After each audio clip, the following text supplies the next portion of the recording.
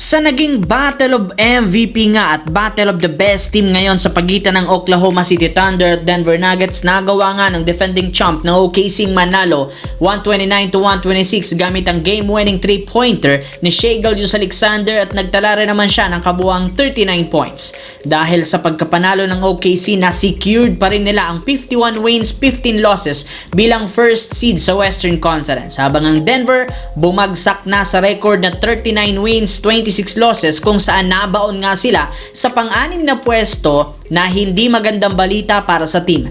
Para nga sa inyong kaalaman, hindi pa rin naman nananalo ni isa mang beses ang Denver Nuggets sa OKC Thunder ngayong regular season sa pagkakaroon nila ng record na 0 wins, 3 losses sa kanilang head-to-head matchup.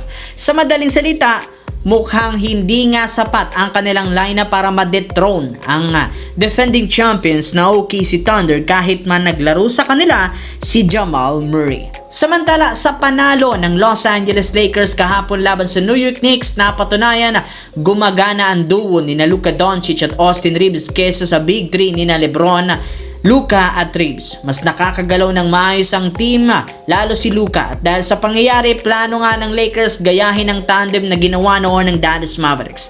Kung sa Dallas nakabuo sila ng duo ni Irving at Luka na nakapasok sa NBA Finals, sa Lakers naman balak nilang panatilihin ang backcourt tandem ni Reeves at Luka Doncic. Naniniwala sila epektibo lalo ang duong ito. Wala rin naman silang kasiguraduhan kung mananatili pa sa lineup si LeBron sa off-season. Pero hindi na rin naman sila nangangamba sa future since inaasahang gagawa sila ng bagong lineup na papangunahan ng kanilang bagong tandem ni Luka Doncic, Austin Reeves. Pero ayon rin naman kay Rob Pelinka, balak nga nitong panatilihin at bigyan ng kontrata si LeBron James dahil alam natin kung gaano kalaki ang may bibigay nito sa pagiging contender ng Los Angeles Lakers. Sa kabilang banda, bagamat man maagang natambakan ng Golden State Warriors sa umpisa ng kanilang laro kontra sa Utah Jazz, nakagawa pa rin naman sana sila ng paraan para makahabol sa fourth quarter gamit ang ginawa nilang scoring run. Naibaba rin naman sana nila ang kalamangan sa Utah Jazz sa huling minuto ng fourth